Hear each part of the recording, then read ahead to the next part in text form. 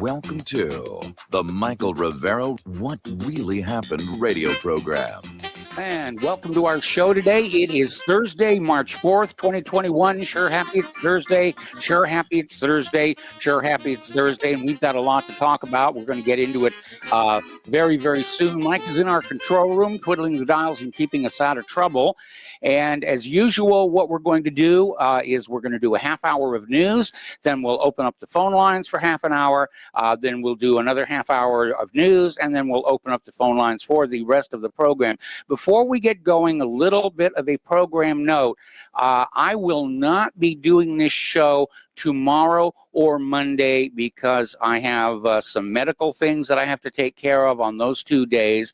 So Dave Grant is going to be taking over the microphone tomorrow night, and Keith Rogers is going to be handling the microphone on Monday. So you're going to want to tune into those shows because it's not going to be a replay. We're not going to bore you with the stuff that has already been done. And, thanks for understanding on that works. Okay, now this is March 4th. This is the day we were seeing all this propaganda and warning earlier in the week. Oh, there's this right-wing militia group is going to breach the Capitol on March 4th. The Capitol Police were proclaiming it. Apparently, the Senate took the day off because they were expecting all kinds of violence and stuff, and it did not happen.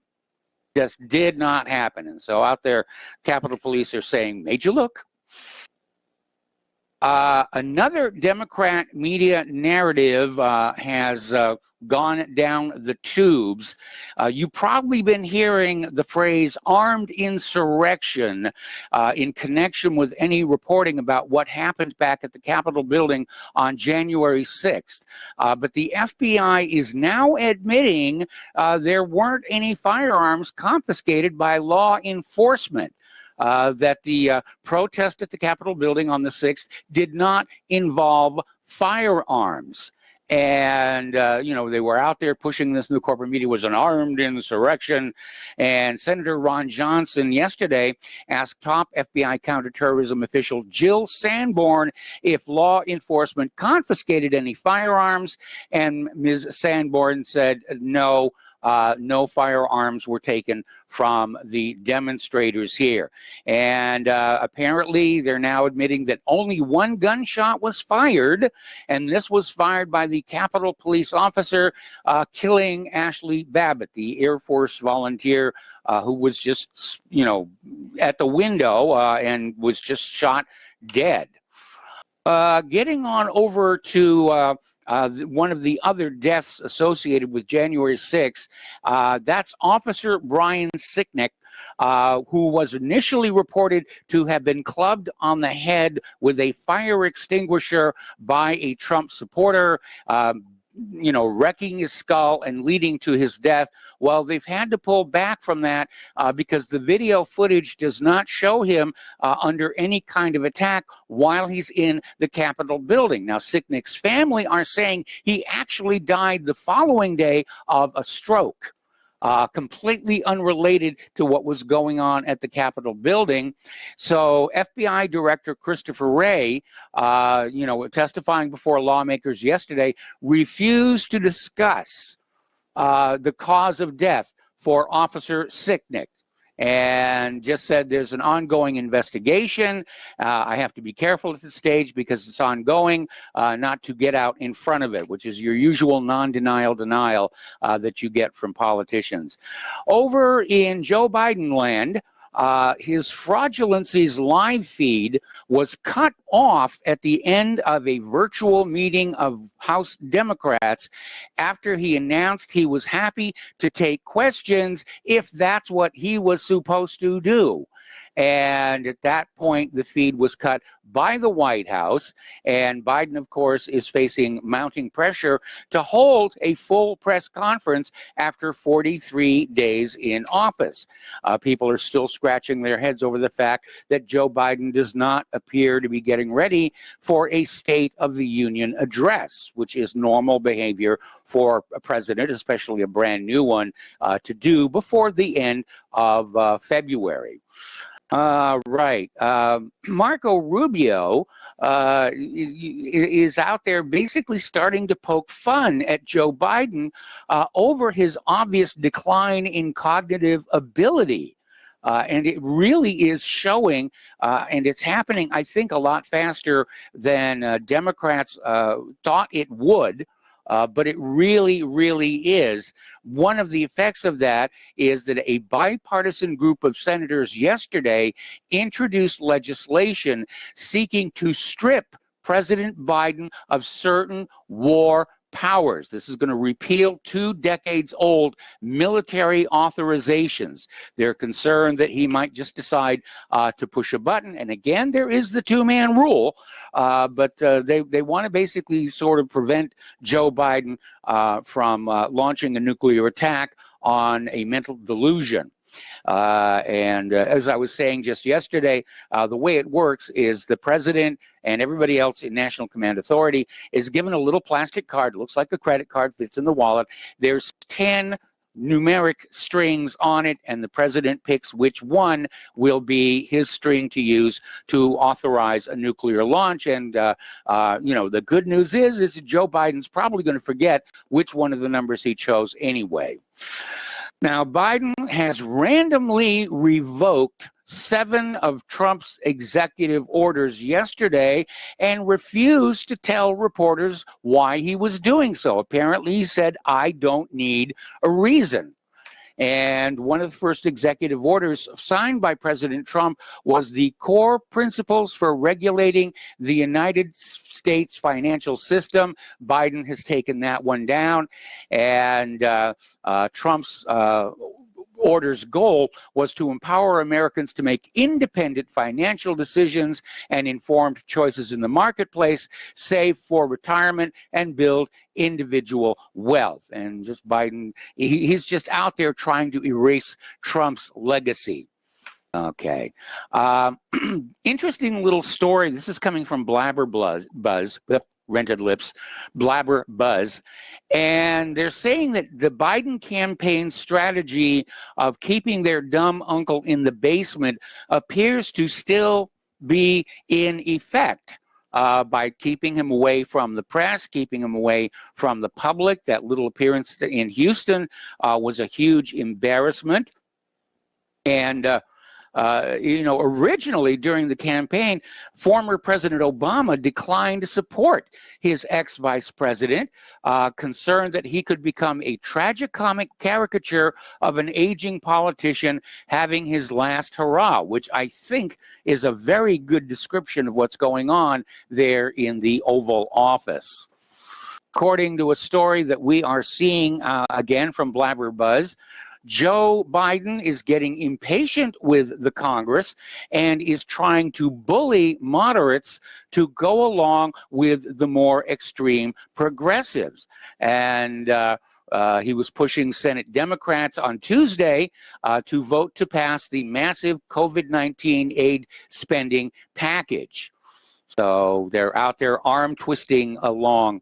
Joni Ernst is mocking Speaker Nancy Pelosi and the COVID-19 bill passed by the House of Representatives, describing it as a porky, partisan, pricey pet project package. And it certainly is that. There's, it's a giveaway to all kinds of liberal agenda items that have absolutely nothing to do with COVID-19 or helping the struggling American people deal with the recent economic downturn and loss of employment. Getting onto the issue of election fraud, this is not going away, nor should it. But there is a judge who has ordered an election do-over after 78% of the mail-in ballots proved fraudulent, and they've arrested the notary involved in that. And the question that comes to my mind is, if 78% of the mail-in ballots were fraudulent, why are they not doing a complete recount of all the voting results of that state? See, we're starting to see these little cases come on up where, this is happening and this is happening and this is happening. And of course, the corporate media is falling back on the old propaganda. Oh, well, yes, you caught us. There was fraud here, but trust us, it doesn't change the outcome. That's what they say every time election fraud is revealed. But it's an unsupportable statement. because no matter how much election fraud you have discovered, you cannot know that you have uncovered it all. Therefore, claiming it's not going to change the outcome is an unsupportable statement. And let's face it, somebody who's going to go to the trouble of rigging elections, they're not going to go halfway. They're going to do as much fraud as it takes to steal that election, and that's what happened last November. More and more attention is being focused on the audit taking place in Arizona, which is turning out to be a bit of a kerfuffle, if you will, between the Arizona legislature and the Maricopa County elections officials, who don't want the audit to go forward. They're trying to throw roadblocks into the way. And at this point, the Arizona Senate has issued subpoenas for all of the actual ballots, not just a redo of the counts and the conclusions. They're going to look at the actual ballots. Remember back when this whole election fraud thing first started showing up?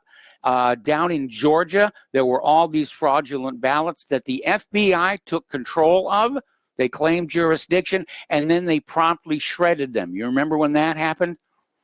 So keep that in mind. Story coming on out of the Gateway Pundit, and this really sizes it up. While Republicans slept, Democrats stole the 2020 election like communists. They are working to lock in their lawless third world voting rules. And that's exactly what they're doing. The House of Representatives yesterday passed a sweeping bill, House Resolution 1. Very first bit of business they did, and it's a massive elections reform bill making it easier for Democrats to steal elections. The vote was 220 to 210, all the Republicans voting no. And basically, one of the things this bill does, it will ensure Democrats can count ballots for days and days and days after an election until they finally have enough magically appearing votes to win. So they're literally institutionalizing and legalizing the means by which they stole the 2020 election. And that means every election from this point forward is going to be a complete fraud. And we are headed toward being a one-party nation like the former Soviet Union. Now, one of the justifications that we are hearing from social media about deplatforming people, censoring posts, and basically behaving like tyrants, is they're coming on out there and saying that completely unrestricted free speech is going to lead to hate crimes, and therefore they're trying to head them off. But there was a report from the U.S. Department of Commerce was sent to Congress last January. It has yet to appear in any government website and certainly is not being talked about on the legacy corporate media. Now, Breitbart News got a copy of the report, and it basically says there is no evidence that online free speech causes hate crimes. It's a completely made-up situation to justify the growing censorship. Speaking of censorship, over at Parler, they have now dropped their lawsuit against Amazon for taking it offline, but they have filed a new case alleging breach of contract and defamation. And ex-CEO John Mates was apparently stripped of all of his Parler shares when he was abruptly fired last month. Well, that is still going on. And Parler's up and running if you want to go back on over there. So let's talk a little bit about COVID-19. Public Health England has issued a report revealing that coronavirus cases fell in 147 out of 149 local authorities last week. When counted in regions and age groups, the positive test rate has been declining since the start of January. But remember, January is when the definition of a case and the rules for using the PCR test were changed. because of all the false positives we were seeing throughout 2020. And so the numbers are dropping, and Biden is trying to take credit for it. Now, in response to states like Texas and Mississippi ending the mask mandates and various other social restrictions, the director of the CDC is out there saying that she hopes people will decide to do the right thing and keep wearing masks and distancing regardless of what the states decide. So that's pretty arrogant for a private corporation, which is what the CDC is. You know, they like to have the trappings of being part of the U.S. government, but it is a private for-profit corporation. So the director, Dr. Rochelle Walensky, basically came on out and said, I think we at the CDC have been very clear that now is not the time to ease all of the restrictions.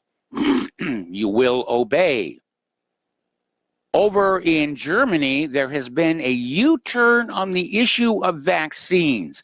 Angela Merkel has extended their lockdown by another 3 weeks, but has eased some restrictions after the German health minister called for over 65s to be given the AstraZeneca jab. Here in the United States, they're starting to point the finger at our obesity crisis. And there is a new report out saying that 90% of all coronavirus fatalities have occurred where half the people are fat. So maybe it's a stress on the immune system. Another report has come on out saying that people with blood type A are at greater risk of catching COVID-19 because the virus can bind more easily to their respiratory cells. You know, we have these 4 different blood types out there, A, B, O, and AB. More bad news for COVID-19 sufferers. Almost half of patients experience painful, swollen salivary glands after infection. This was a study of 122 COVID-19 patients in Italy who caught the virus last year. And it's now part of common oral symptom. Here's another little tragedy. We linked this to whatreallyhappened.com, and there's a beautiful picture of this woman at her wedding, recent wedding. 28-year-old PhD physical therapist died 2 days after being injected with the mRNA vaccine. And this was, you know, young, healthy, you know, in just basically in perfect condition. And 2 days after she got the shot, she just died. Over in Italy, several dozen teachers have called in sick from work after the Wuhan coronavirus vaccines from AstraZeneca left them violently ill. So it's out there. There's a problem. And, you know, it's interesting because the FDA came on out with a statement regarding the Johnson & Johnson vaccine, saying that its side effects are going to be less than those of Pfizer and Moderna, which is kind of a left-handed way of the FDA admitting there are problems with these mRNA vaccines. Okay, there is a whistleblower has come forward revealing that many pregnancy complications are following these experimental COVID injections. We've been talking about instances of miscarriages, stillborns, and this whistleblower is saying the vaccine is leaving a trail of devastated mothers. In one case, a resident of Wisconsin, a doctor, suffered a miscarriage just 3 days after being injected with the mRNA shot. Now, interestingly enough, when Claire signed up for her Johnson & Johnson shot, which is going to be in another week, unless there are reports of severe adverse reactions, they asked her, "Are you pregnant?" She's 71. Anyway, we're going to take a break for commercials, and we'll be right back.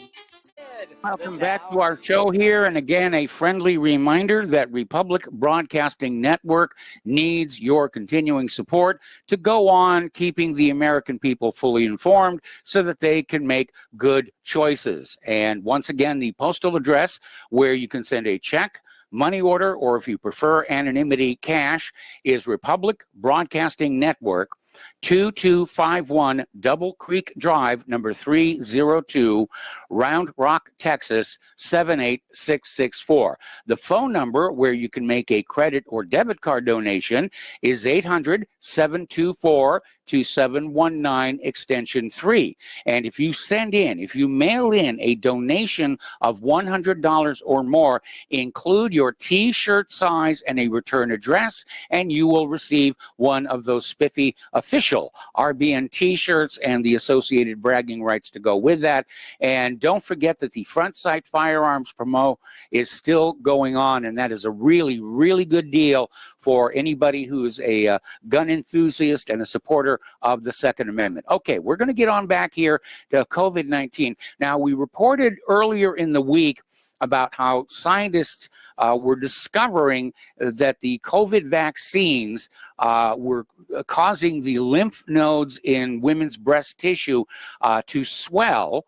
And following up on that, this story from Richie Allen, women are finding lumps in their breasts after the vaccinations. And the women are understandably worried. But they're being advised not to book a mammogram for at least 4 weeks after the vaccination. And they're being reassured it's no big deal, it's just another symptom, and it will go away eventually. One of the things I put up on whatreallyhappened.com today was a flashback to what happened in Gibraltar. When they started the experimental Pfizer mRNA injections. 53 people died, and they died within 10 days following the injections of the Pfizer mRNA COVID injections. Local doctors literally called it a massacre. And the media, of course, is saying, no, it's just a coincidence here, or they already had COVID and they died of COVID, and it couldn't possibly be the COVID injections. I mean, how could you even begin to think that a vaccine could cause any kind of harm whatsoever? All righty. Over in Africa, specifically in Zambia, their leader, Dr. Mumba, has refused COVID drugs because the lot arrived with a warning on the label, not for use in the European Union or the United States of America.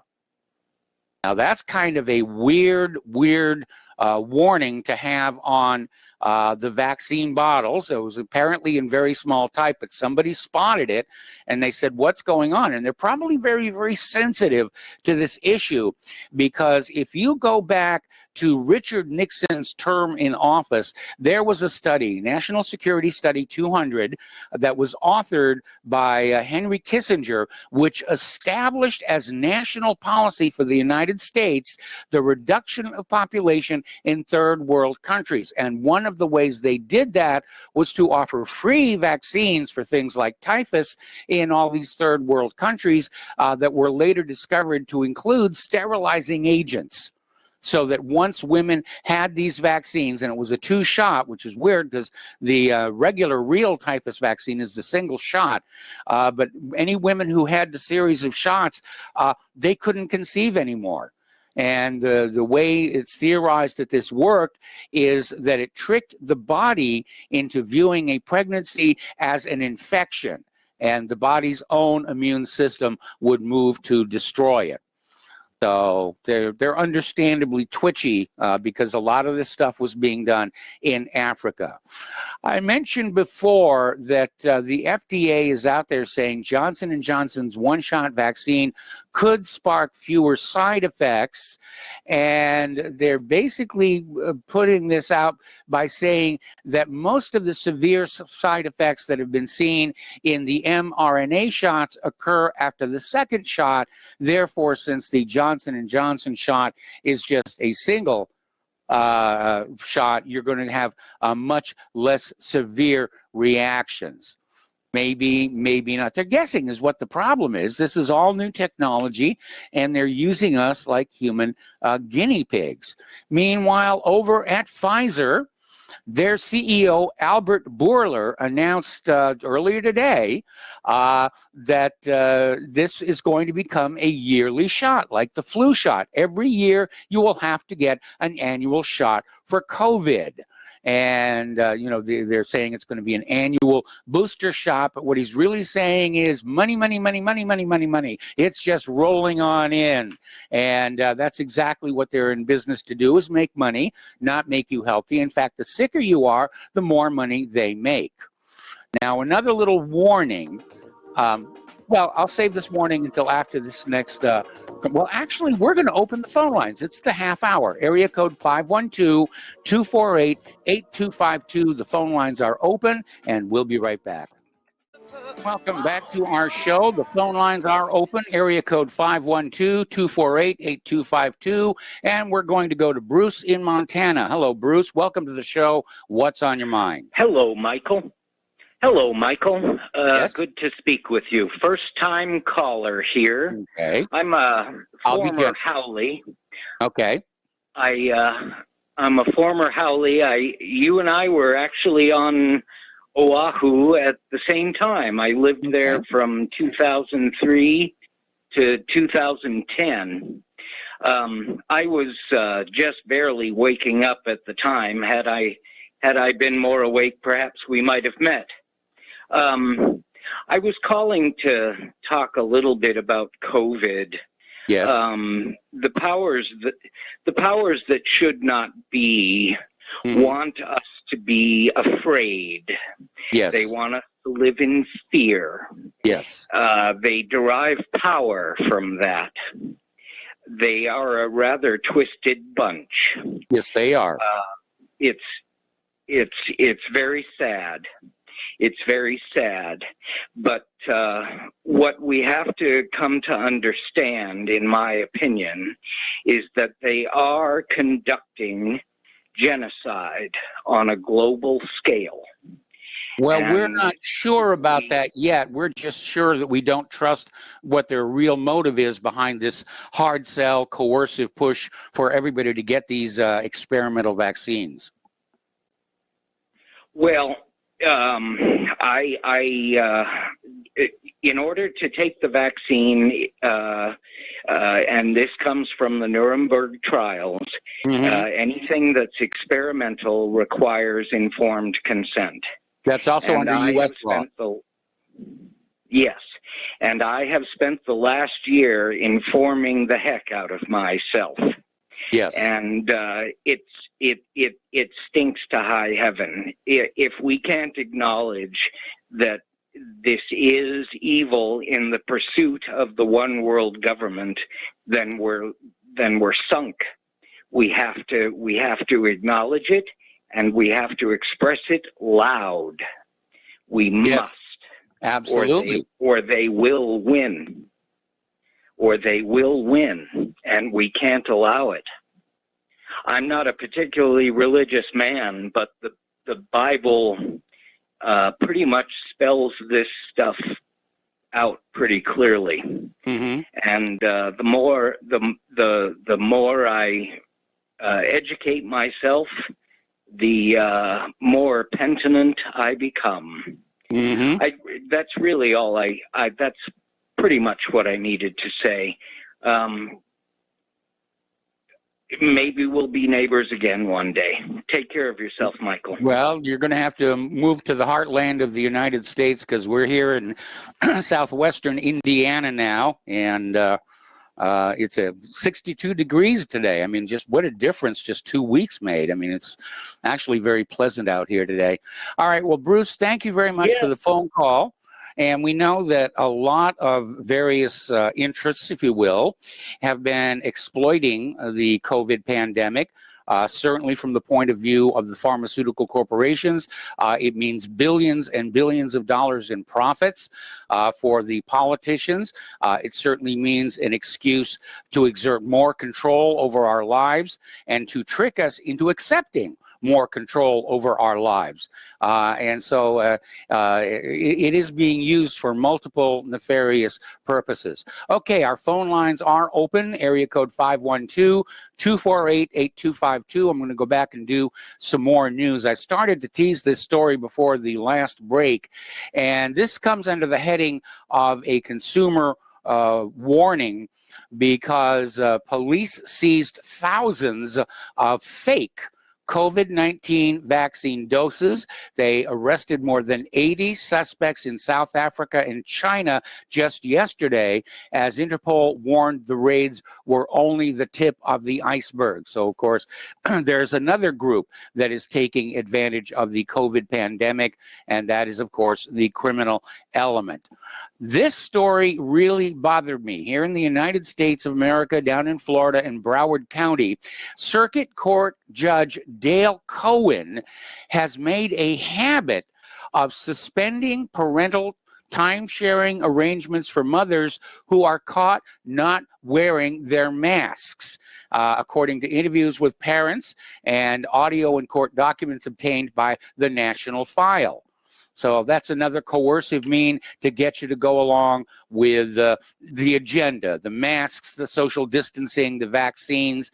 They're going to take your kids away. All right, turning to the international news, we are seeing a story. This is out of Station Gossip.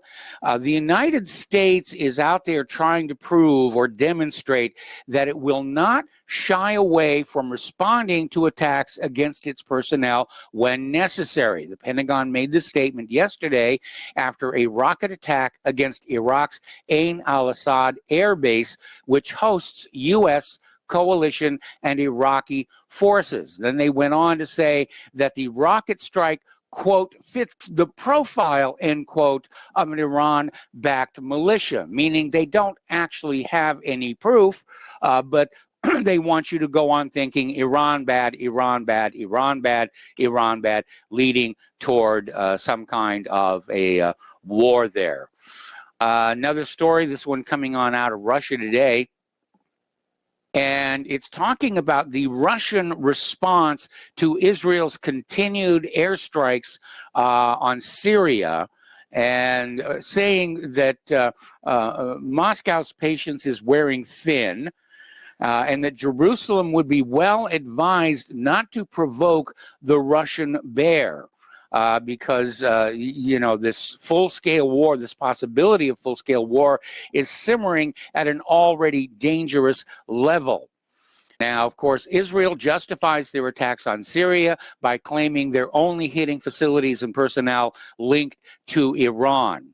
But in an official statement last week, the special envoy of the president of Russia to Syria, Alexander Lavrentiev, indicated that Moscow was really losing patience with Israel over the airstrikes.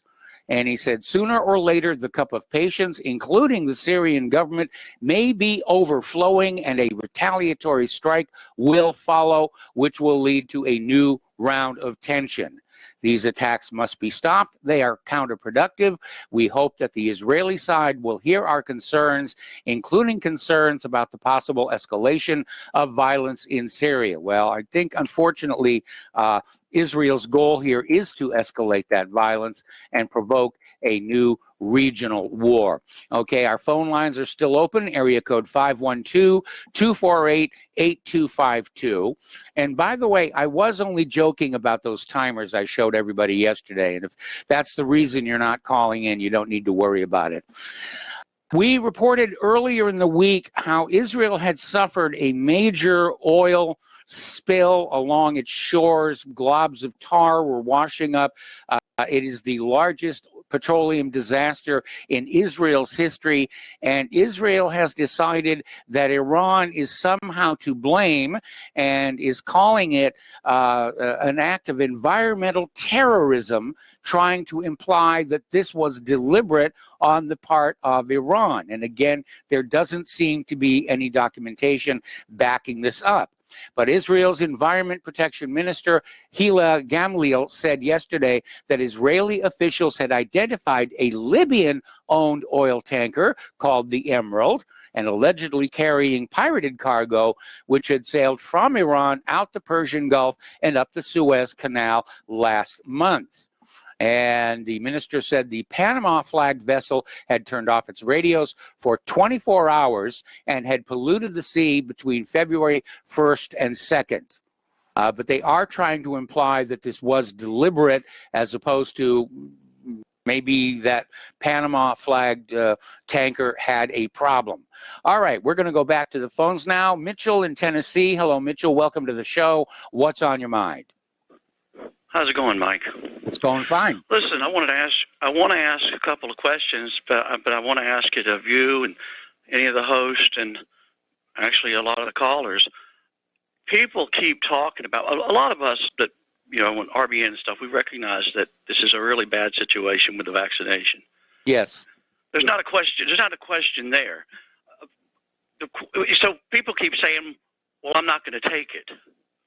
Okay, so here's my question. How do you live in society if the stores and the dentist and the doctors and all the services that you'll need to live in society will not allow you to partake of their services and businesses unless you've been vaccinated? That's the question that we're dealing with, and no one's answered that. I haven't gotten a good answer about that. So it doesn't do any good now to keep talking about you're not going to take it. The question is, how do you live in society if the store owners say you've got to be vaccinated? Now what? Well, from personal experience in the immediate area, I think the store owners are not inclined to go along with that. Of course, the government could pass a law saying that people who don't have their little vaccination ID are not allowed to enter stores and public places or fly on planes. And again, it's part of the campaign of coercion to get everybody to take this shot in the face of growing awareness of adverse reactions coming from both the Pfizer and Moderna vaccines. But it is definitely a coercion, and people who decide they're not going to get the shot, and I'm still kind of on the fence on it, you're going to have to learn how to get along with, without availing yourself of things like stores. You're going to have to do everything by mail order and delivery. And you're going to have to find and identify those businesses and services that aren't really making a hard line about the issue. But may I say something? Yeah, go ahead. There's also a possibility that, I'm not trying to be negative, but there's also a possibility that the store owners, because they have to be licensed by the government, and they might just say, okay, I don't want to be sued. I mean, they might be fearful that someone's going to get COVID-19 and sue them or something. Possible. So certainly possible. And I can't get a dentist. I can't find a mail order dentist. I understand that. That's supposed to be funny. That. I live in Memphis, Tennessee, in the Memphis market. And I've done this before. If anybody in the callers know it, I'm looking for names of dentists and doctors and so forth that will be willing to, if it comes to pass. I'm not saying it's going to happen. I don't know what's going to happen. Nobody does. But if it comes to pass, I will need here in Memphis, Tennessee, a dentist and doctor and these type of vital things. I wanted to ask you one more question, and the callers, if I have time. Mm-hmm. Do I have time? Yeah, we've got a lot of time here. Sure. Okay. Now here's another one. So that's about the vaccine. Now, I've read this before, the long train of abuses. A lot of us say that the government's not legitimate, so on and so forth. It's despotic and tyrannical. But there is that line in the Declaration of Independence that states that when the government becomes tyrannical, it is their right, talking about the people, it is their duty to throw off such a government and to provide new guards for their future security. Now everybody gets real nervous about that line. So what I want to do is I want to put it out to the callers, to the listeners, and to the RBN hosts and stuff. What does this mean? This line in the Declaration of Independence, I want somebody to explain to me, what does that mean? And number two, how is it done? I'm not going to say anymore. I want somebody to educate me. What does that line mean, and how is that action carried out? Because it doesn't specify it in the line. Well, it doesn't, because in the context of what was happening when the Declaration was written, it was simply a statement to the government of Great Britain, you're fired, get on out of here.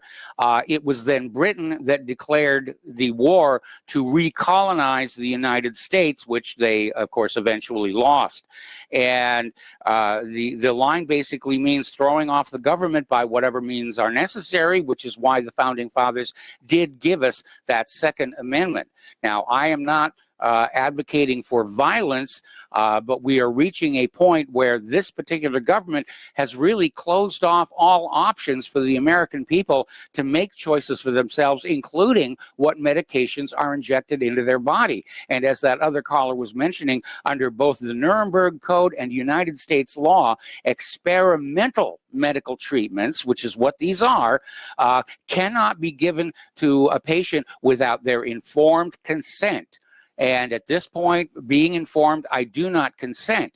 And at some point, somebody's going to have a trial case go to court challenging these coercive methods of getting people to get a shot as being in violation of both the Nuremberg Code and U.S. law, given that these are experimental vaccines with known adverse effects, including miscarriages, stillbirths, and outright death.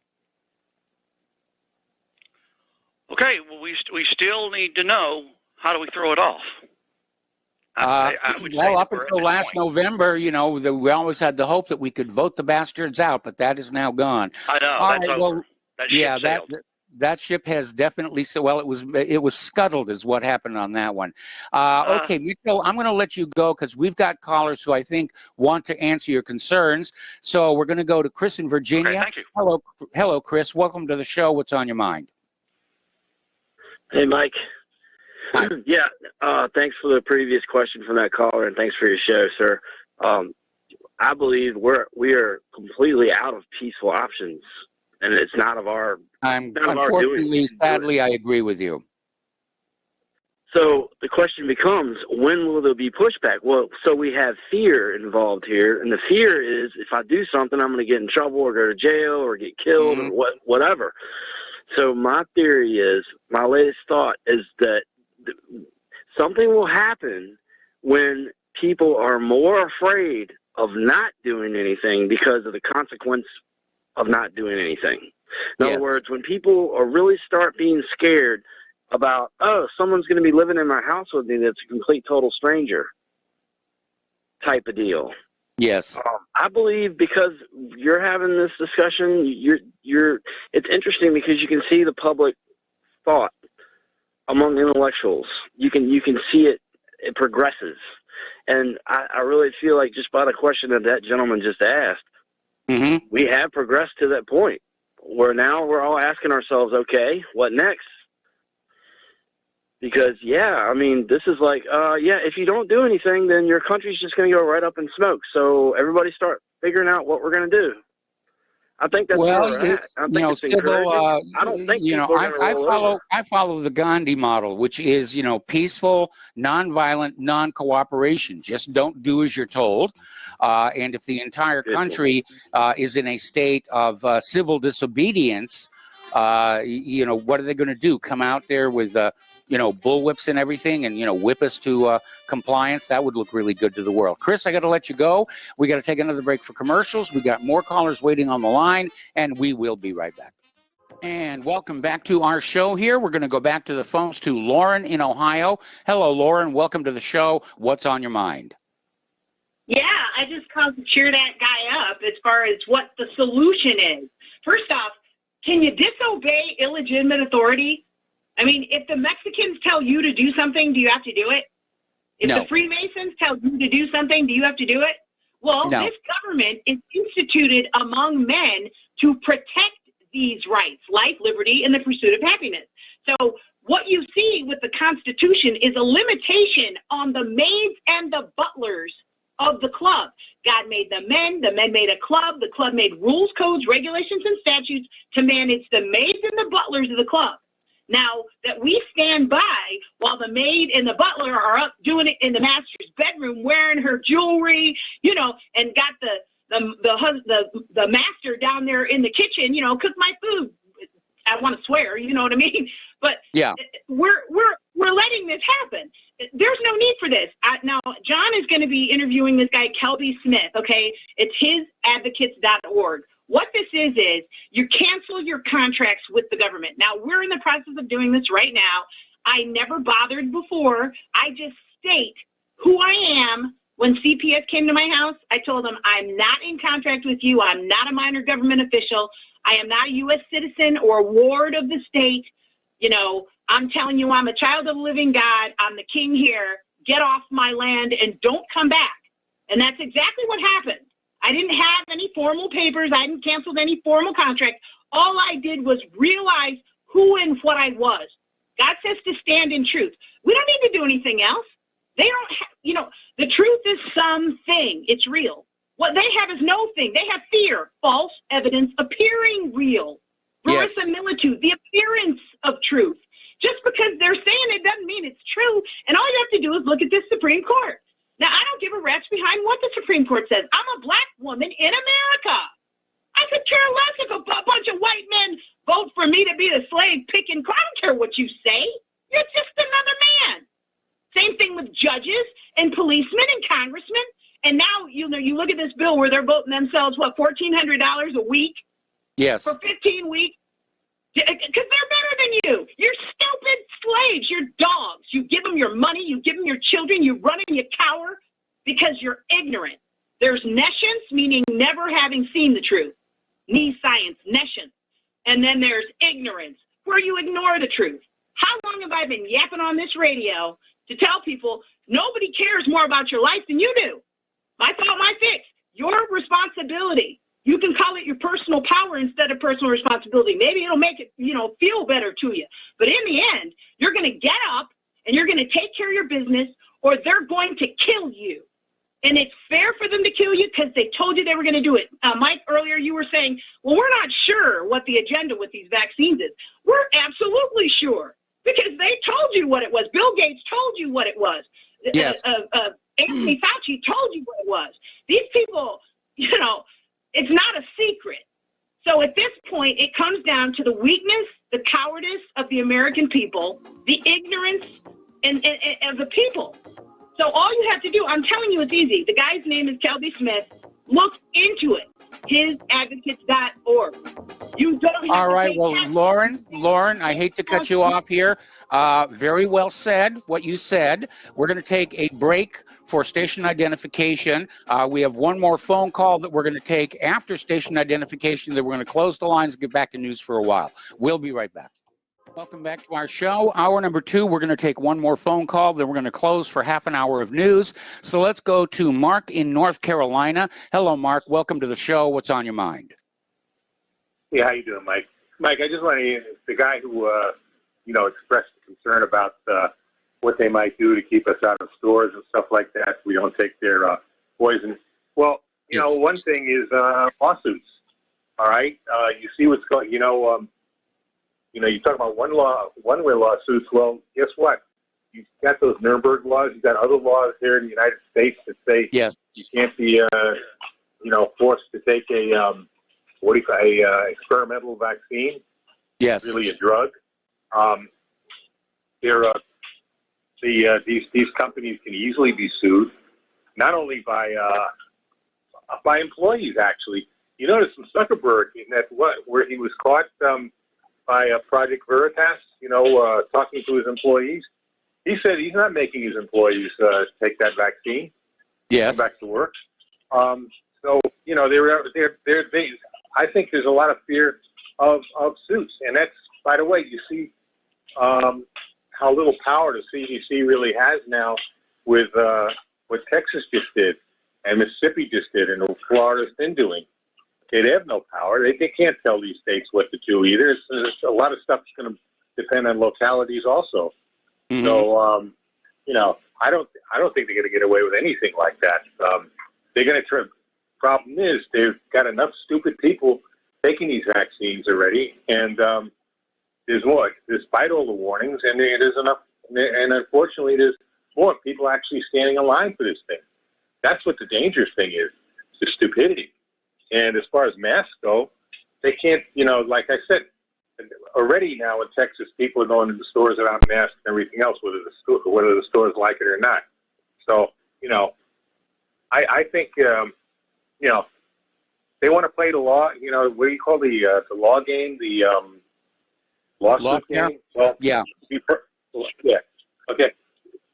That game can be played both ways. And I think that's what's going to be happening, or it's probably already happening already. Del Bigtree has a lot of stuff like that on his, highwire.com. Yes. And that was a good guy for you to have as a guest, by the way, too, Del Bigtree. Man's awesome, really. Did an awesome job. All right, Mike, that's about it. All right, thanks. All right, thanks an awful lot. We're going to close the phone lines now and do a little bit more news. We'll be reopening the phone lines at the bottom of the hour. Getting on back to the international news, it just seems like the whole world is just edging closer to one big fist fight. Everywhere that there is, which is, of course, what a world war is.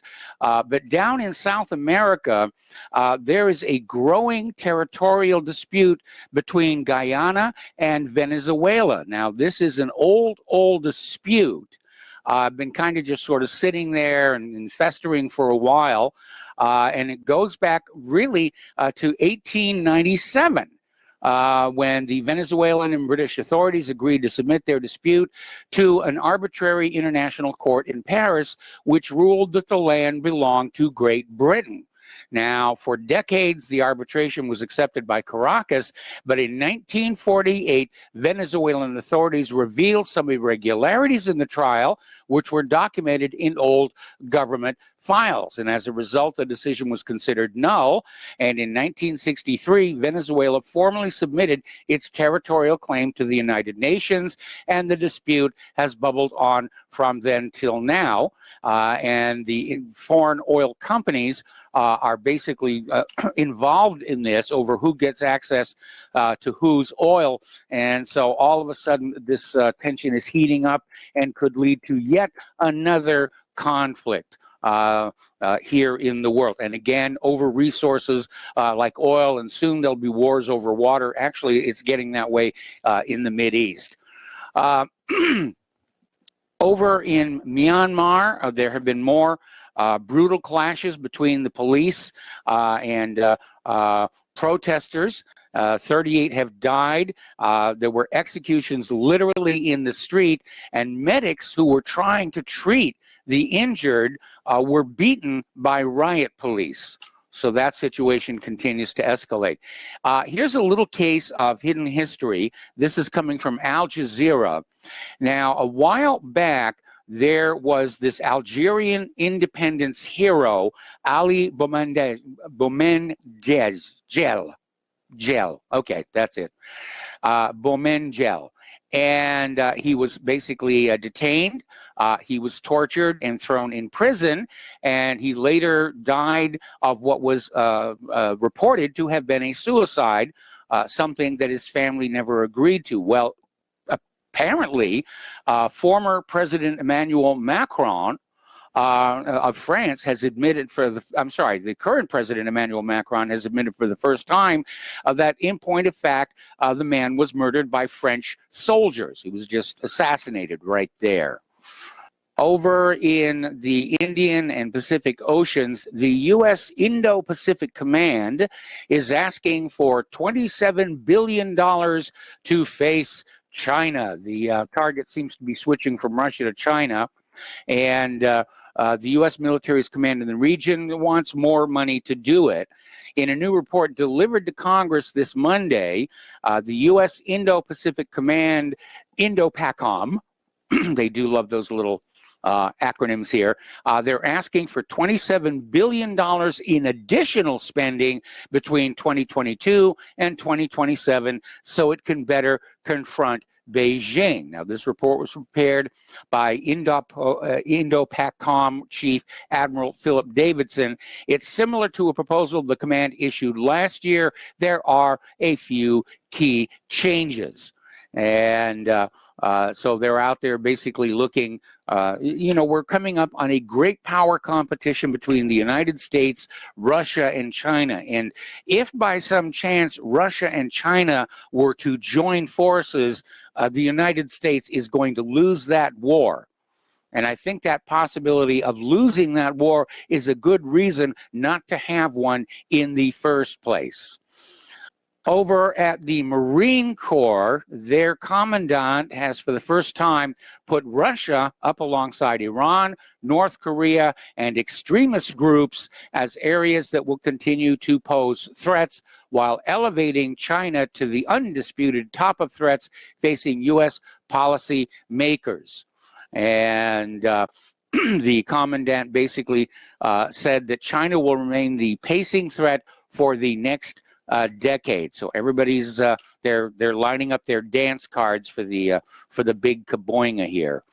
Let's talk a little bit about economic news, starting with this first one from Investment Watch blog. The U.S. national debt is going to, in the very near future, cross the 30 trillion with a T dollar mark. And it has really been skyrocketing. I recall back in the 1990s, when the debt was nowhere near that big, there was actually a movement in the United States called the Ultimatum Resolution. And it was an attempt to get 3/4 of the states to ratify this resolution, saying that if the U.S. national debt went above $6 trillion, the federal government would be dissolved. And underneath the rules of the Constitution, if 3/4 of the states say, yes, the federal government is dissolved, then the federal government is officially dissolved, which doesn't mean they'd leave. They're going to hang on to power by any means necessary, and that includes declaring war on the states that refuse to do as they're told. China, which we mentioned yesterday, their recovery is not doing very well. They're now out there sounding the alarm about a global market bubble. And we have been seeing, not just in the U.S. stock market, but around the world, the markets keep going higher and higher and higher. And, our government points to Wall Street as proof that our economy is still doing really, really well. But it's all money that's being created out of thin air and poured into the Wall Street brokerages and banks to just keep it propped up. And Wall Street is completely disconnected from the real economy of the United States. And you can tell that just by any trip down your local Main Street and looking at all the retail vacancies, looking at the homelessness in this country, the hunger in this country. The billionaires are doing very well so far, but the rest of America is in serious, serious trouble right now, and we need to acknowledge that and decide what are we going to do about it. Meanwhile, the U.S. jobless claims have ticked up to 745,000 because layoffs are remaining high. Many employers continue to cut jobs despite a drop in COVID viral infections and the propaganda that the overall economy is improving. Well, maybe they're not buying the propaganda anymore. Meanwhile, his fraudulency, Joe Biden, is slashing the stimulus checks for Americans making more than $80,000. And to do it, he basically bowed to pressure from the moderate Democrats, and he's going to hand out fewer direct payments than Donald Trump did. Okay. We were talking yesterday about problems in the silver market, about the COMEX possibly being short of deliverables. And we're seeing this story, this is coming out from Investment Watch blog, that Goldman Sachs has raided SLV's 1,000-ounce bars in order to make the COMEX silver delivery. So they're basically moving the bars of silver around to try and make everything look like it's good. And if you recall that History Channel episode that we did on the gold conspiracy, we postulated they've been doing the same thing with gold bullion for quite a long time. and nobody really knows where it is or who owns it. But what they do know is the COMEX is showing warning signs, red warning signs that they may actually default. And there'll be a run on the COMEX when that happens. And people are going to find out those paper contracts for future delivery of precious metals are going to be completely worthless. Maybe you can make a paper airplane out of them or something like that. Over in San Francisco, they've run into a little bit of whoopsie. They have been paying for hotel rooms to house the homeless people while they try and get permanent housing set up. But now 70% of the people in those taxpayer-supported hotel rooms are refusing to move into the new permanent housing because the hotel rooms are much nicer. So that kind of failed a little bit. There's probably going to be some friction over that. Turning to immigration, we reported earlier in the week how an SUV near the California border was hit by a tractor trailer. The back seats had been taken out. They had 25 illegal immigrants jammed in there, of which 16 were killed. And it has happened again. Another SUV at approximately the same place resulted in the deaths of at least 13 people who entered the U.S. illegally. Story coming on out from Zero Hedge, and they really got it nailed. The headline is, the quality of life in the United States is going down the toilet. And it has been since at least the 1980s. When we went from a manufacturing economy to the service economy, and everybody said it's all going to be fine, while all these other countries around the world leapt ahead of us in the manufacturing of products for sales. So they're pointing out that Americans may seem to have a lot more money than they did when we were children, but that's only because the dollar has been devalued and overprinted. Basically, they're looking at the new political correctness. We're being trained not to express our emotions, keep to ourselves. Being friendly is now considered suspicious. If you tell any jokes, you'll offend someone somewhere. And if you express strong opinions, you might get canceled. Well, again, we're getting closer and closer to how life was like in the former Soviet Union. Turning to education, this story, I think, really underscores how badly things are going. This is coming from Legal Insurrection. Over in Baltimore, there was this high school student who managed to pass just 3 courses in the last 4 years. He has a 0.13 grade point average, and he's still in the top half of his class. Now, this is not his failure. This is a failure of the educators who are being coerced into replacing education with indoctrination.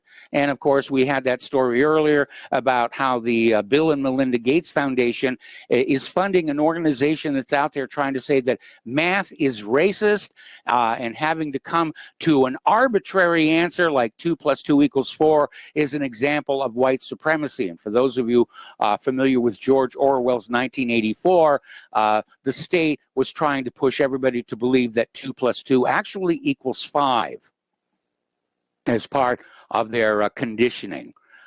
Over in Alabama, a little bit of good sense breaking out there. They have voted to ban transgender treatment of children. They passed, pardon me, a bill that makes it a felony to provide either drugs or surgical treatment to minors who claim they are transgender. This was a bill called the Vulnerable Child Compassion and Protection Act. It was sponsored by Republican State Senator Shay Shelnut, was passed in the Senate by 23-4, and it bans the prescription of puberty-blocking drugs, hormone therapy, or sex change surgery from being performed on minors. Anyone who violates the bill could face a 10-year prison sentence or a $15,000 fine. I kind of like that 10-year prison sentence. And Shelnut basically said what we've been saying all along. Children are not mature enough to make these decisions on surgeries and drugs. And said that a far better method for children dealing with gender dysphoria was counseling. But not counseling that affirmed a different gender identity. And as we reported earlier in the week, this whole gender dysphoria is being marketed to children in schools, on social media.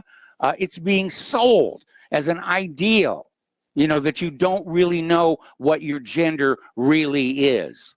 Well, you know, I took a good look at my chromosomes the other day, and I'm 100% male. I do identify as a very wealthy talk radio host, but that hasn't happened yet. We were talking earlier in the week about how the Miss USA contest won a court decision saying that transgenders cannot participate in the Miss USA pageant because its charter basically says they're there to promote the interests of natural-born females. And so that was a victory.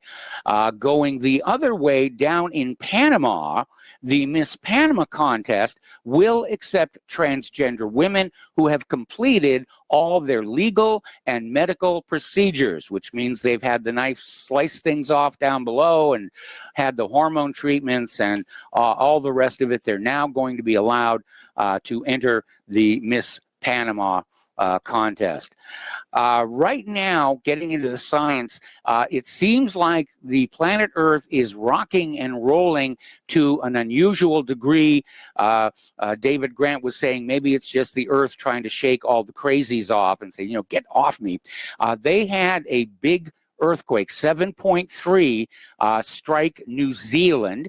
And the warnings went on out. People living near the coastline had to move inland to high ground over tsunami fears.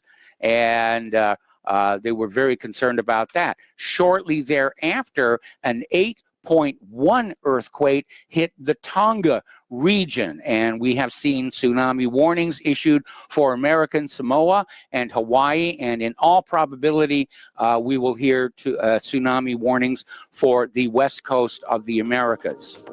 All right, there's the music. I got to take a break for commercials, and we'll be right back. Welcome back to our show here, and we're talking about science, and we're talking about seismic events. Volcanoes are erupting all over the world. Cinnabung has blown, Etna is blowing, and we're looking up at Iceland. The swarm of quakes are continuing. There has been a sudden increase in seismic tremors southwest of Keilir at Reykjanes Peninsula, Iceland, and the Icelandic seismologists are saying that similar bursts of these tremors have been observed ahead of previous volcanic eruptions. And so they are very concerned that they're going to have an eruption because magma movements are a likely cause for the signal. And it's possible that a lava-producing eruption could occur close to the city. So it's a beautiful place, but, you know, like so many other places, there's a downside. You know, California is beautiful, but they get earthquakes. Hawaii's beautiful, but they get tsunamis. Indiana's beautiful, but we get tornadoes and so forth and so on. Interesting little story here. This is from the ClimateGate global warming hoax situation. Climate scientists are saying that the pandemic lockdown has led to a decrease in emissions of carbon dioxide, but they're saying that in order to meet the requirements of the Paris Climate Agreement, there would have to be a lockdown every 2 years. Now, let me back up here and repeat that. They're talking about having a 1-year lockdown because that's how long we've been locked down, every 2 years. In other words, only 50% of the time would you be allowed to have a normal life. Now, flying directly in the face of that, the latest vegetation index data from NASA shows that the carbon dioxide in the atmosphere is greening the Earth. It is getting greener and lusher over time. And NASA is saying the planet is now 10% greener today than it was in the year 2000, which means better conditions for growing crops. Forests are expanding. Deserts are becoming more fertile and usable for agriculture. Remember that one of the big lies of the Al Gore global warming was that carbon dioxide was a toxic pollutant, and that's absolutely not true. It is an indispensable component of the cycle of life here on Earth. And so why are they beating up on carbon dioxide? Well, because, you know, there's a lot of things in the atmosphere that can cause warming, the worst of which, of course, is water vapor, but you can't convince people to pay a cloud tax.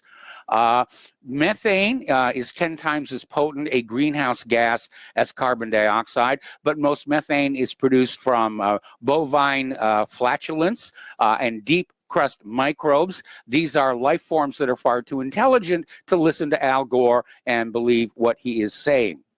Alrighty. Now, SpaceX is sort of having a good kind of bad situation. Their SN-10 Starship prototype made a largely successful test flight, flying 10 kilometers high and then coming down and performing an upright landing successfully, although a small fire was seen upon touchdown, and then a couple of minutes later, the craft exploded in an explosion. And apparently it was visibly leaning on landing. And there was a small fire, and then minutes later, it basically blew up in a massive fireball. So they're still working the bugs out on that one, and I do wish them a lot of luck. Now, NASA is getting ready to launch its double asteroid redirection test mission within a year. It's called DART for short. Now, we've been talking about all these programs out there for charting and mapping near-Earth objects and trying to decide when one of them is going to be impacting the Earth, and then what are they going to do about it? Well, this is the first test of a potential Earth defense system. And the John Hopkins, okay, let's see, we're back. Okay, I don't know what's doing there. We lost for, okay, Verto froze up on that one. All right, let me back up here a little bit. The NASA is going to address the issue of what to do about incoming threats to our planet in the form of asteroids and such with a test of the double asteroid redirection test, or the DART mission, within a year. And they're being helped by the Johns Hopkins University Applied Physics Laboratory. And what they're doing is they're sending out this DART spacecraft to an asteroid, Didymos. And Didymos actually has its own little moonlet named Dimorphos, which is roughly the size of the Great Pyramid of Egypt. And the DART mission is carrying a little tiny sub-satellite that is going to crash into Dimorphos to try and affect its orbit around the companion and see if, in point of fact, that it is able to change its orbit significantly given the weight and velocity of the impacting device. Okay, we have to take yet another break for commercials. We're going to reopen the lines, area code 512-248-8252. Go ahead and call on in and help me get the show done today. We'll be right back.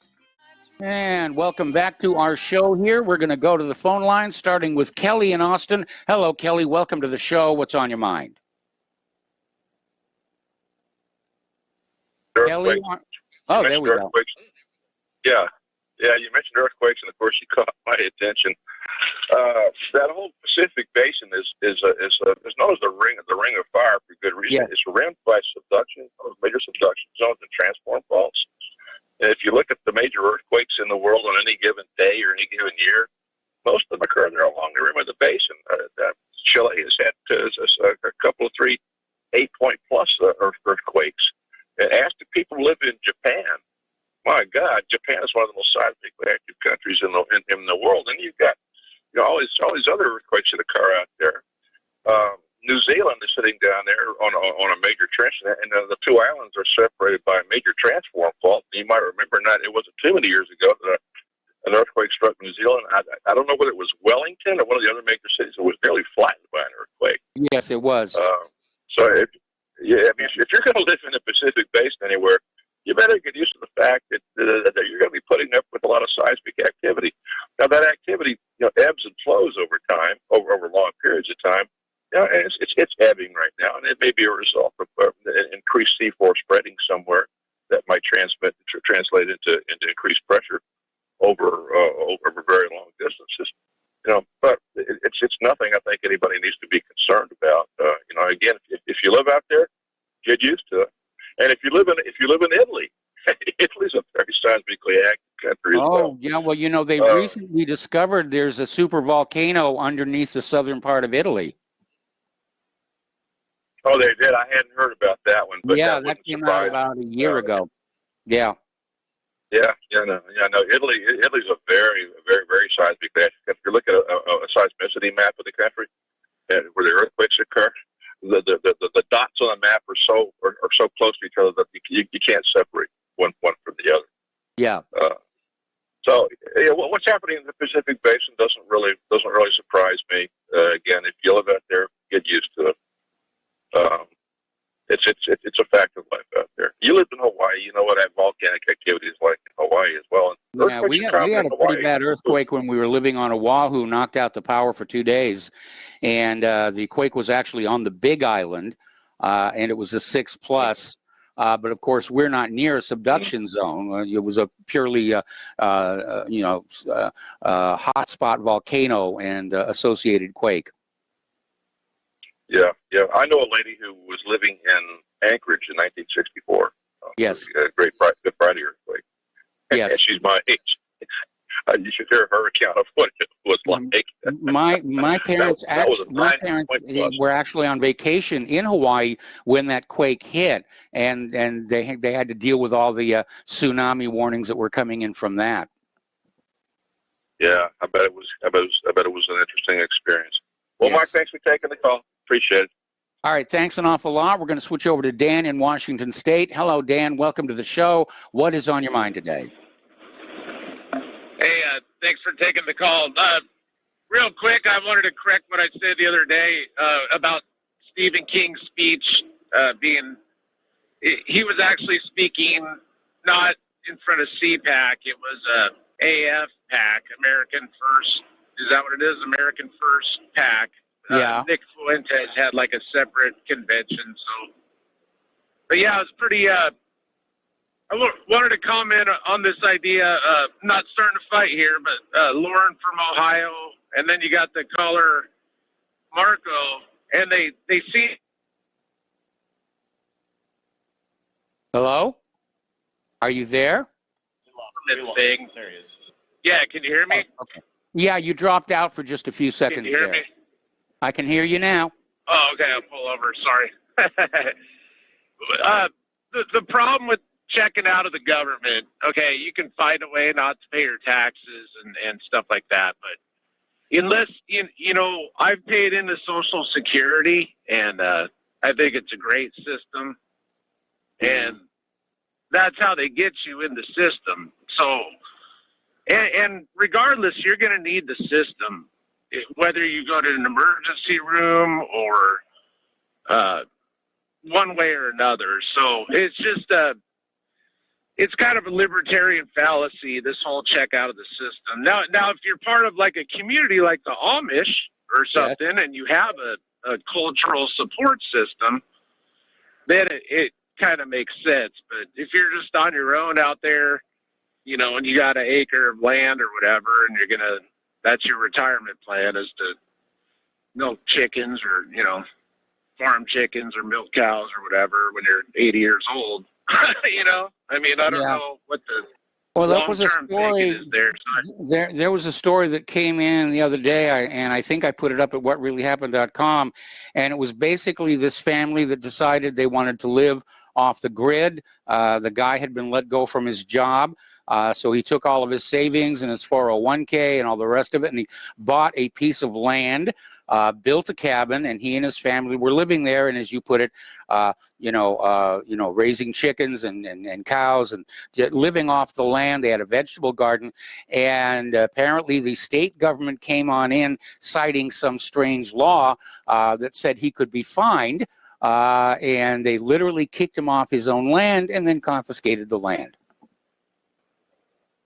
Yeah, that's a horrible story. It's now the Amish do that pretty successfully, but I mean, we are part of a system, and the problem I have with the libertarian, like Barry Goldwater and all these guys, their main focus was basically to get rid of the New Deal and Social Security, and they created this whole, be free and all this stuff, but we're still going to pay taxes regardless. It's just, do you want something for your taxes, like a retirement, or do you want to just to go for military, whatever, So that was my main point. I just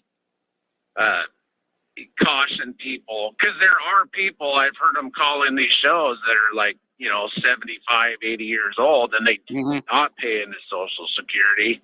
And now they're going, what do I do? And they will end up boards of the state. We're all going to have to, we're not going to let them sit there and die. Well, okay, so you're going to have to get welfare or something somehow, unless you're just wealthy. But I don't know. So that would be my favorite approach to it, but so far it hasn't happened. Right. Yeah. If you're a millionaire, it doesn't matter. So, and it. Still think, future, I disagree. I think we should just all vote. If they're going to cheat, they've kind of proven, if it's all going to be Democrat anyway, the conservative movement and these other, like if you watch CPAC, these guys are such sellouts anyway that, you don't have much to lose, really. That applies to both parties. I mean, everybody in that government got to the position they're in by being a sellout to some special interest group or some backer or something. It's hard to find any integrity inside the Beltway. That's true. But like say libertarians, like a lot of your callers are anti-war. You think, somehow, an anti-Patriot Act. It seems like you would get more support from the left wing of the Democrat Party than you're ever going to get from the Republicans, from what I'm seeing. It doesn't seem like they ever, wanted to Dan? have a no-gun list for people. Anyway. Yeah, Dan, your phone keeps cutting out. And so I'm going to let you go. Thank you for the phone call. And we're going to switch to Miles in Maine. Hello, Miles. Welcome to the show. What's on your mind? Aloha, Michael. Yeah, I guess there's just nowhere to be safe in a tyranny, is there? Generally, no. Yeah. This new format, Michael, I really don't care for it. Okay. You could sit there and call the first half and be maybe the second, third, or fourth caller. And then calls are up all of a sudden, and then you got to call back in, and you might never get back in, whereas you would have been maybe the third or fourth caller on the second session. All right. Regular format. I've gotten email from people saying they like the format a little bit better, but more people could send in some email, and which I will read. And the format is not set in stone. And I'm willing to try something else as long as it's going to keep the listeners and the callers happy. Yeah. I just think this, because you could not get in the first, be on hold and not get your call in, and then have to call back and miss out on that when you would have been taken in the first part anyway. Well, we don't let people sit on hold in the first call half hour. What we'll do is we'll figure out how many more calls we can take, and then we close the lines after that. So people calling in after that will be told call back in the second period. So anyway, what else did you want to talk about? Well, you had mentioned Nuremberg trial and some other stuff, the Nuremberg codes and doctrine Yes. and that type of thing. And I just wanted to direct your attention, and I'll take your answer off there and just get your opinion about United States Code Title 50, Section 1520, and I think that would neutralize the Nuremberg codes or anything because I believe it would be used, to be twisted or turned or torqued or whatever they needed to for their position to succeed. And if you read United States Code Title 50, Section 1520, I'd like your opinion and commentary, and I'll take that offline. Okay, well, Michael, can you tell us? have a great show. Thanks. Can you tell us what that code says? Yeah, it's about experimentation on mass populations and how it's essentially there's nothing wrong with it. Oh, I remember talking about that and, when we were talking about biowar experiments conducted on the American population. And they could come up and say, well, consider this an experiment. The fact of the matter is this government isn't really interested in what the law is or the Constitution is. They just want to do what they want to do to extract the most work product out of the American people to fuel the war machine. And there are, unfortunately, way too many people in the bowels of power who are dreaming of a global government with themselves in that center seat. Yeah, exactly, Michael. And the alarming part is I don't see anybody out here that ever fights for the everyday, ordinary, Joe six-pack citizen out here. Nobody fights for us on the consumer end. Nobody fights for us on the health care end. No congressman or senator comes out there and says, this will not be allowed. We're going to absolutely put a stop to it right now. Or, this price gouging and all that. What's funny is they were going after people during this COVID thing. But they didn't go after any of the corporations. Like I'm looking at lumber prices, and lumber prices have increased 500%. Yes. This time last year, even with COVID, I was paying $2.19 for a 2x4, and now it's pushing $7 for the same 2x4. We're seeing that around here too. Yeah, there's nobody fighting for us on the consumer end, on the health issue end, on any end whatsoever. I mean, we're just getting ripped left and right. But Michael, you have a great show, and thank you. Well, thank you. And we're going to switch to Joe in California. Hello, Joe. Welcome to the show. What's on your mind? I'm disappointed in Miles. He's such a, informed citizen. And didn't he listen to Fed Chair Powell's speech about there's no price inflation? Come on, Miles, please. Complaining about these lumber prices. And that Dan from Washington, he's been putting in some great calls. Dan, keep him up. I think we should send him a gift, a centerfold of Margaret Sanger, right up his alley. But as far as Dan I do disagree with Dan when it comes to Social Security. I should have the right to choose my own retirement plan. If I refuse Social Security, I should have the right to refuse Social Security and not have that money deducted from my check. That's voluntarism. Yeah, I work my butt off. I don't want the feds taking any more than they have to. Let me save. I'm responsible. I'm not a child. I don't need the Fed to look after me and to save for my retirement. Let's face it. I'm never going to see that money anyway. And if I do see it, it's going to be worth pennies. Well, you're absolutely right. And Social Security has been plundered for money to balance the federal budget. It began, a lot of presidents have done it to a small degree, but the Obama administration really went to town with it. They were literally transferring billions of dollars from Social Security's cash buildup for the baby boomer retirements and spending it as general revenue. And then now all of a sudden we hear how Social Security is in trouble because of all the baby boomer retirements. And, they're going to run out of money. And so we have to tax the current generation more to pay for those gosh darn baby boomers who aren't patriotic enough to die. Absolutely. I mean, let me take care of myself. A quick comment before I get to my main point. That student with the 0.13 GPA, that kid's got a future in politics, perhaps president of the United States. Absolutely. Absolutely. The system is rotten. I think Mark from North Carolina, he means well, but he talks about lawsuits. Well, what about corrupt judges? Are they going to rule in favor of a civilian plaintiff who's subjecting to these I mean, look how the Supreme Court caved on. Look how the Supreme Court itself caved on the election fraud issue. Exactly. Perfect example. And then, Mike, you also mentioned the Gandhi principle, and I agree with you. But as far as non-compliance, but you got 50%, perhaps more, of the people who support the state. They support the system.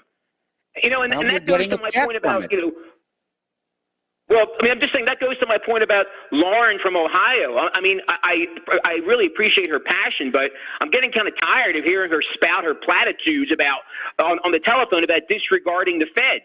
Now, I mean, if I don't pay my taxes, am I going to be joined by tens of millions of people, or am I going to be rotting in jail alone? Well, it's some. I mean we keep hearing every once in a while about the idea of the tax strike. Certainly we know after last November, the current federal government is illegitimate, which means we're being subjected to taxation without representation. Anyway, Joe, It still has a monopoly on violence and prosecutorial power. So what am I going to do? Am I going to just disregard them? Okay, I got to let you go. We got to take a break for commercials, and we're going to try and fit a few more phone calls into the last segment of our program. And welcome back to our show, last segment of our program today, and we're going to go to Daniel in North Dakota. Hello, Daniel. Welcome to the show. What's on your mind? Yeah, hey, Mike. How are you this evening? I'm doing well. Good. I just wanted to touch on something you guys were talking about earlier, and that is when the American people would overthrow its tyrannical government. And if we look at the history around the world about when people got into revolutions in their country, it wasn't until those people were hungry. And I think that's what it's going to take in this country. I don't think it's going to be them taking the guns. I think it's going to be the point when people aren't able to feed their families and they can't go to work because they didn't take the vaccine. They're going to start getting hungry. They're going to start losing their homes. That's what I believe that this revolution will kick off. Well, we're getting dangerously close to that. I mean, when this moratorium on evictions finally does end, we're going to see a lot of honest, hardworking Americans thrown into the streets. They are coming after the guns. They're coming after the First Amendment. They're basically inflating the dollar to utter worthlessness. And we know there's a food crisis coming on top of all of that. So all the pieces are in place to finally push the American people over the edge. And as I said, I prefer the Gandhi approach, but I'm not in charge of the process, unfortunately. Yeah, unfortunately, and what happened to Gandhi, it's usually what's going to happen to the people that try the Gandhi effect. Well, it happened to Gandhi after he had succeeded, so